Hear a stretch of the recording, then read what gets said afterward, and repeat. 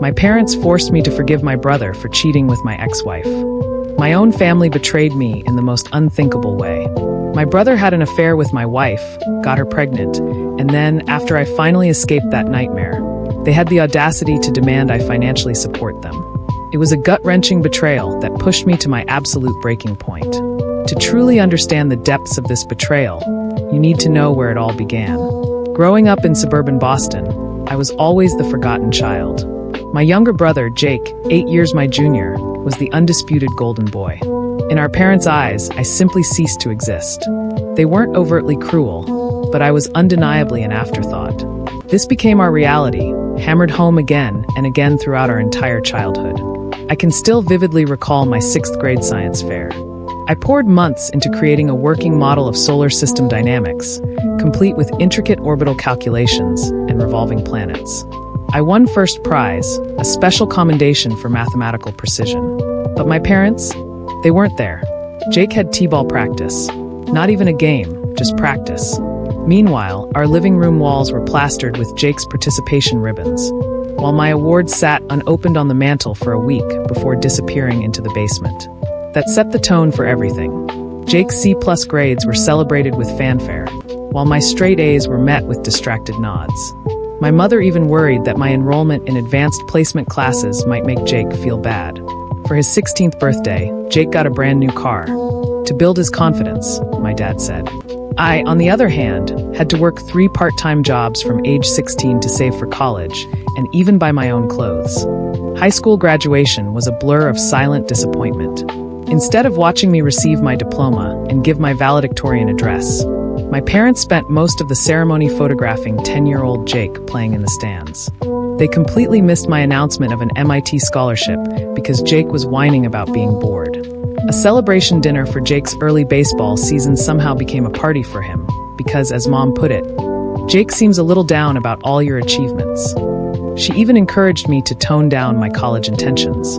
I barely registered my acceptance to MIT on a partial scholarship because Jake had just made the junior baseball team. That's nice, honey, but did you hear Jake might make starting pitcher next season? Mom said. It was then I realized. Nothing I ever did would be enough. I was just the practice child, the test subject for Jake, their true parenting endeavor. So, at 18, armed with my scholarship, the money from those 3 part-time jobs, and a fierce resolve to never look back, I left for MIT. The day I moved into my dorm, my parents left early to catch Jake's summer league game. They didn't even help me unpack. Those college years were transformative. For the first time, I was judged solely on my own merits. I found my calling in software architecture, immersing myself in computer science and graduating with honors. Several IT organizations were interested in my undergraduate thesis on distributed systems optimization. By graduation, I had 5 job offers. A part of me, a small, stubborn part, still hoped things might improve.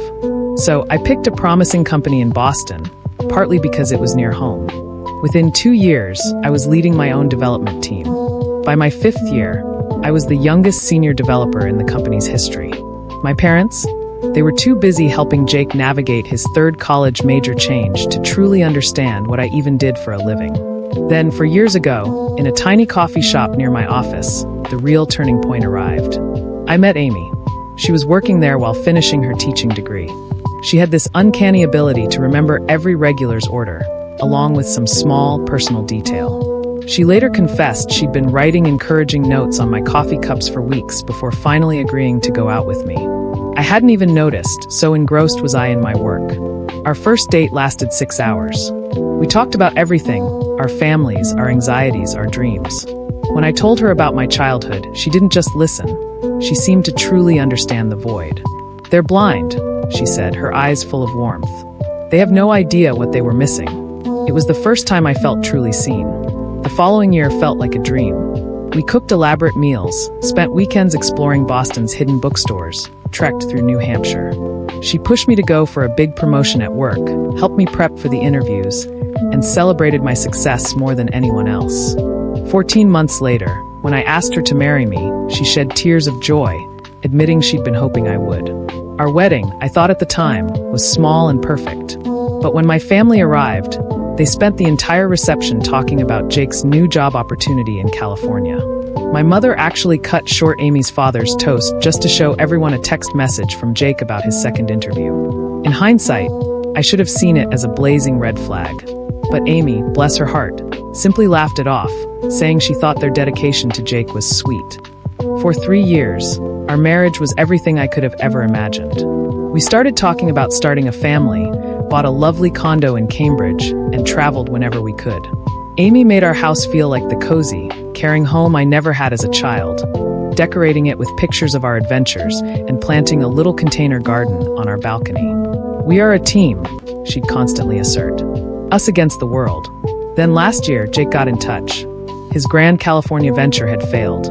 The startup culture wasn't his vibe, he claimed, so he returned to Boston. He sent me a lengthy email, expressing his longing for his older brother and his desire to mend our relationship. "Family should stick together after growing up," he wrote. After a week of contemplation, Amy urged me to give him a chance. "People evolve," she reasoned. "Perhaps they've come to terms with their losses." Against my better judgment, I agreed to meet Jake for supper.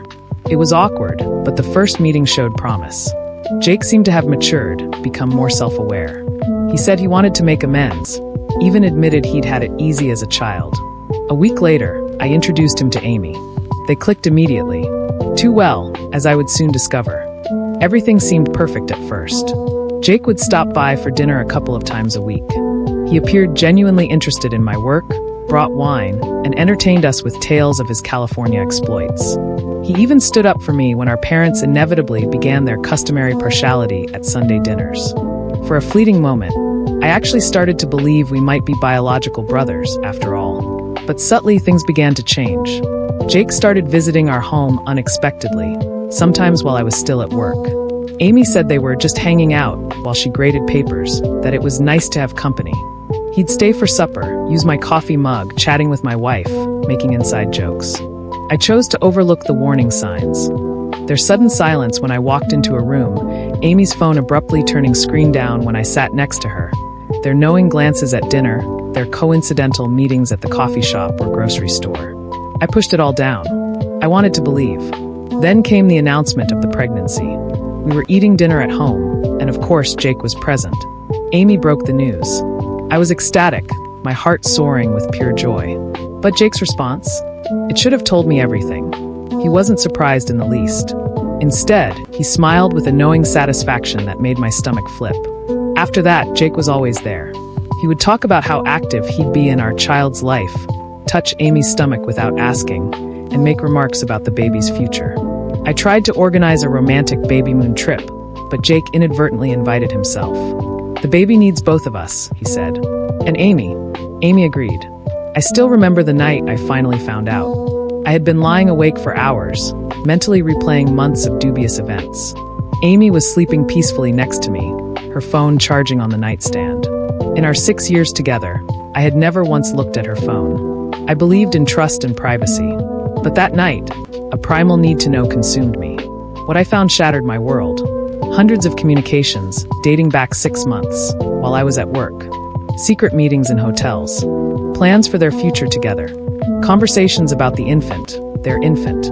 They had begun sharing a bed soon after he returned to my life. And the pregnancy? It wasn't an accident.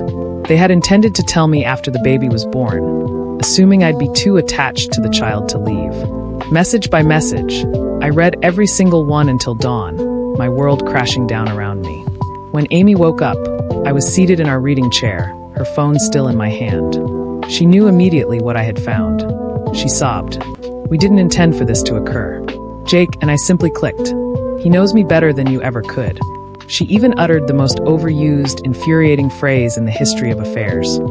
"We were going to tell you, but we didn't want to worry you after I became pregnant." That morning, I called my parents, clinging to a desperate hope that they would finally support me. Their answer stunned me into silence. My mom said, "Jake made a mistake, but he's going to be a father now. You must forgive him and act like the bigger person. Consider the infant. Consider the grandchild. A grandchild that was produced when their younger son was having an affair with the wife of their older son. They were protecting him. Again, some things never change." That day, I called a divorce attorney and checked into a hotel. Amy took turns pleading for my pardon and then condemning me for deserting our family. At work, Jake attempted to corner me, claiming we needed to have a man-to-man conversation. I reported him for workplace harassment and had security escort him out. The divorce was a nightmare. Amy and Jake claimed their affair started because of my emotional unavailability, portraying me as domineering and emotionally abusive. My parents' testimony painted me as always difficult and having lifelong jealousy of Jake. My mother even blamed the mediator for the entire problem, saying I should have been more considerate of Jake's demands. I stopped negotiating after that. We went to court. Amy still managed to get a respectable settlement. It seems that in Massachusetts, having an affair with your husband's brother does not waive alimony. I did secure some small successes, like preserving the condo and the majority of my pay. But the damage was done. I was 34 years old, divorced, and completely estranged from my family. I changed my email, blacklisted their numbers, and told building security to never let them in. On some days, I found myself questioning whether there was any way I could have avoided this. If I'd been a better spouse, brother, or son. But then the clarity came. I wasn't the one who deceived everyone. I wasn't the one who turned family against family. They say everyone eventually experiences karma. I wasn't sure if that was accurate, but I was sick of being the family's scapegoat. I was tired of being forced to be understanding when everyone else got away with ruining lives. I had lived my entire life as the one who was passed over, the second best option, the afterthought. No more. However, just when I believed things couldn't possibly get any worse, they were about to get truly bizarre. And by the way, if you're still with me, make sure to hit subscribe. More unbelievable stories are coming. You won't want to miss them. I foolishly assumed my family would finally leave me alone once I stopped communicating with them after the divorce. About a month had passed, and I'd been trying to focus on healing and moving on. But they, it seemed, had different ideas. Yesterday morning, while I was in the middle of an important meeting with my development team, our office receptionist messaged me. My mother, Sarah, was in the lobby, insisting on seeing me. She'd reportedly been there for over an hour, telling everyone she just needed to talk to her son. My team, having witnessed Jake's prior incident at work, could see how uneasy I was. After ignoring her and carrying on with my job, my phone started ringing with calls from unidentified numbers. It turned out my mother had enlisted a number of family members to try and contact me. I finally answered one, thinking it might be work-related. It was my Aunt Linda, my father's sister, whom I hadn't spoken to in years. She didn't even bother to say hello. Instead, she launched right in. Your brother and Amy are really struggling. Jake still hasn't found a job, and the settlement money is running low. Well, no one wants to hire him after that. It seemed Jake's reputation had been thoroughly ruined by his affair with Amy, somehow making its way into his professional network. A number of prospective employers had withdrawn their offers after background checks. The irony wasn't lost on me. For once, his actions had tangible repercussions. But this is where it became truly ridiculous. My parents had not only been buying their groceries and paying their rent, but also covering Amy's prenatal medical expenses. My father's retirement funds were rapidly depleting, and now they were in a panic as they ran out of money themselves. Their remedy? They wanted me to provide financial assistance for the woman who deceived me and the brother who utterly ruined my marriage. My mother didn't just show up at my office. She had a plan. Knowing I wouldn't return their calls, she chose to ambush me at work. When I eventually made my way down to the lobby to handle the problem, she launched into a prepared speech on forgiveness and family responsibilities. She conveniently forgot that I had to pay for my own college education when she remarked, "Your father and I have always provided for both our sons. It's time for you to take charge and support your brother during this difficult time." I was floored. A rough patch? My wife became pregnant after he had an affair with her, and he attempted to claim the child as his own. That isn't a tough stretch. That is a purposeful set of malicious decisions. She foolishly responded, "Well, if you had paid more attention to Amy's needs before." I cut her off. I called security and urged her to go. As she left, I loudly announced in the lobby, for anyone who cared to listen, that I was leaving my own brother and his unborn child behind. Despite their support, a number of my co-workers found this to be incredibly humiliating. Jake sent me an email later that evening. To get around my blocks, he had created a new account. The email was a toxic cocktail of half-hearted apologies and barely disguised requests for financial assistance. He wrote about the difficulties Amy was having with her pregnancy, something I was entirely unaware of. How they were unable to pay for appropriate medical treatment, and how the stress was impacting my future nephew or niece. The attachment? A sonogram image. Even though the manipulation techniques were crystal clear, they were attacking me emotionally with their unborn child, the result of their sordid affair. The next day, my father arrived at my apartment complex, trying a new tactic, pretending to be there only to talk. When the front desk called, I declined to let him in. For 2 agonizing hours, he stood in the lobby, telling everyone who would listen how his successful son was causing his brother's family to suffer. Since then, I've had to inform my building management of the circumstances and ask them to bar any of my family members from entering. I don't see any other choice, even though it's incredibly awkward to publicly discuss my private issues in this way. The harassment, of course, had also spread to social media. On Facebook, Amy had been making vague accusations against me, claiming she was abandoned throughout her pregnancy by her emotionally unavailable husband. Jake was reposting these, adding his own smug remarks about how some people need to step up and take responsibility. He seemed utterly oblivious to the irony of discussing responsibility while pleading for freebies. It infuriated me how they had twisted this story. They portrayed me as the bad guy because I didn't provide for the very people who had deceived me. They truly seemed to believe I had a duty to save them from their own mess, simply because I was succeeding professionally. I started keeping a meticulous record of everything: emails, workplace incidents, social media posts. My lawyer warned that if they tried anything legal, we would need it. She was especially worried they would attempt to use the legal system to obtain more support. And the worst part, I started receiving messages from certain family friends and distant relatives, encouraging me to put family first and be the bigger person. They didn't seem to grasp that Jake and Amy had already ruined my last remnant of a family. Even though I was steadfast in my resolve not to assist them, the persistent harassment was wearing me down. To cope with all of this, I'd been seeing a therapist and was seriously considering searching for a new job in a different place.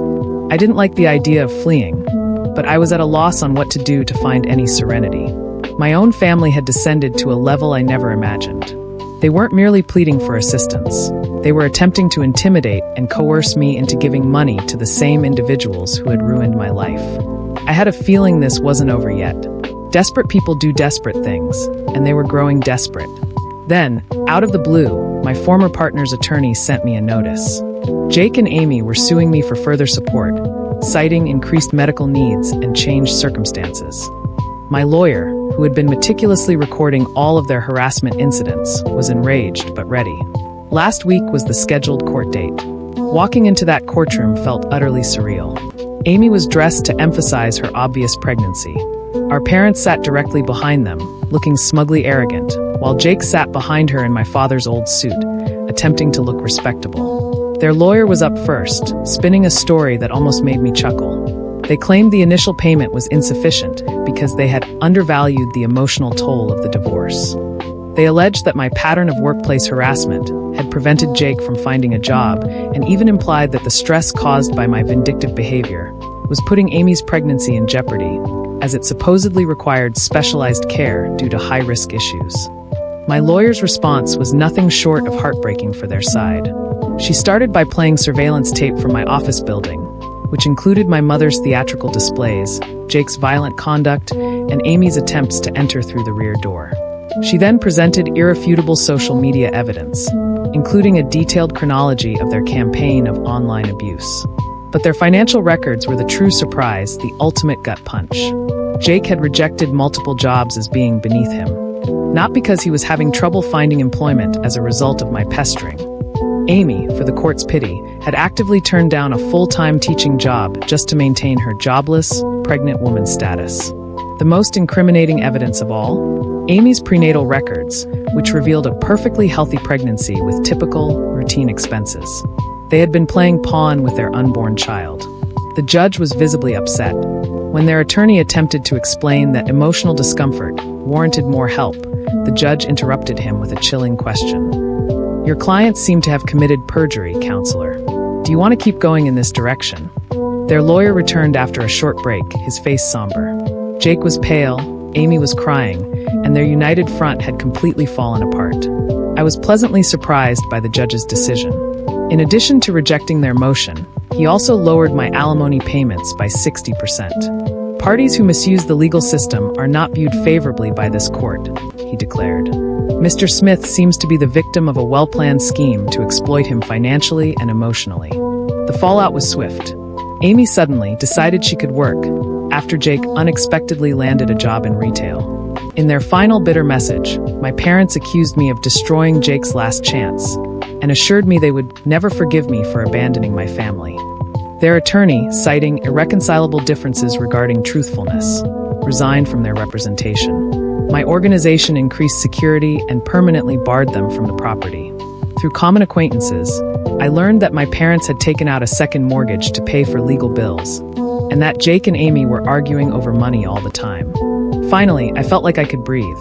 I could rebuild my savings thanks to the lower expenses, and I was seriously thinking about accepting a job offer in Seattle. Letting someone suffer the repercussions of their actions is sometimes the finest form of retaliation. However, I had a feeling that this story was far from over.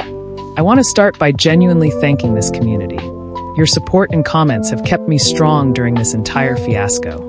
And here is what may be my story's last truly defining update. A few weeks after the court triumph, Aunt Linda, my father's sister, unexpectedly contacted me. She had never been involved in family conflict before, so I was curious enough to listen. Big mistake. Trying to seem worried, she began. Your father isn't getting any younger. His health is suffering as a result of all this stress.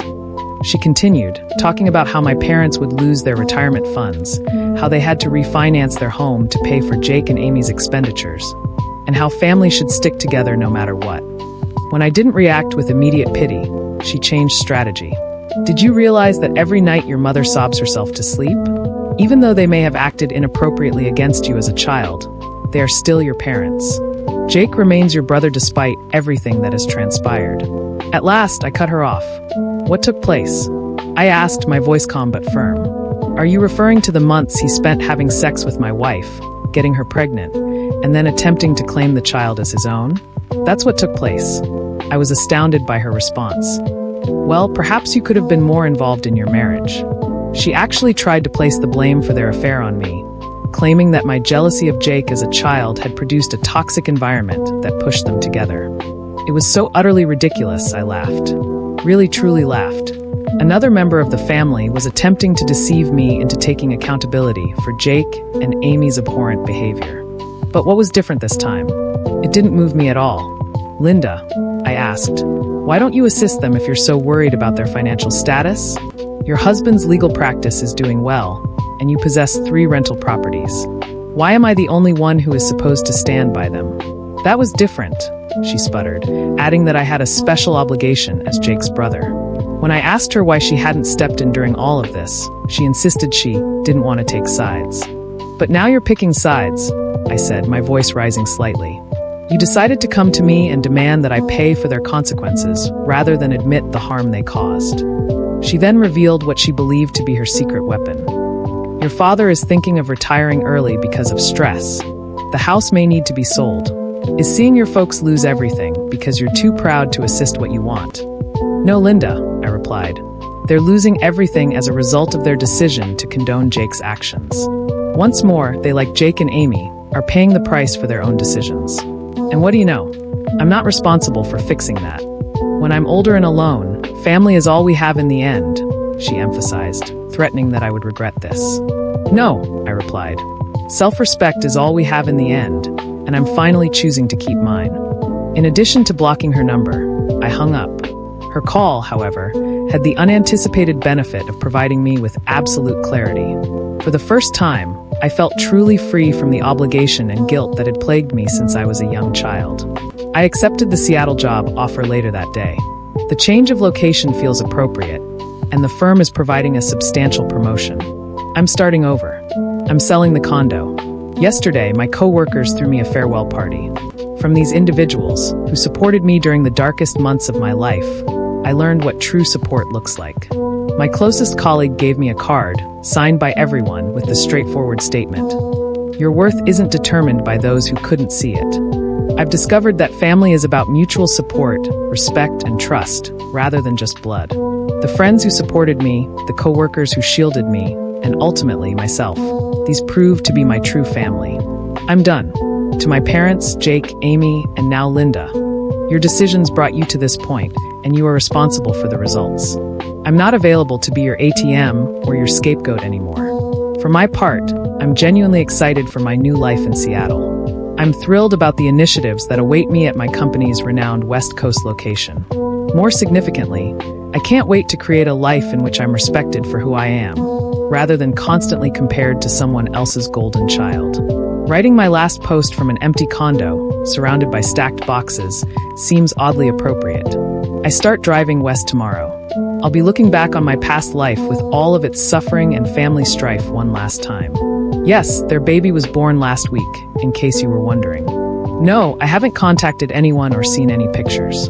I've closed that chapter of my life. Again, I want to thank this community for supporting me over this journey. When I was having self-doubt, your encouragement and counsel kept me going. Anyone going through a similar situation should know that their value transcends their family's treatment of them.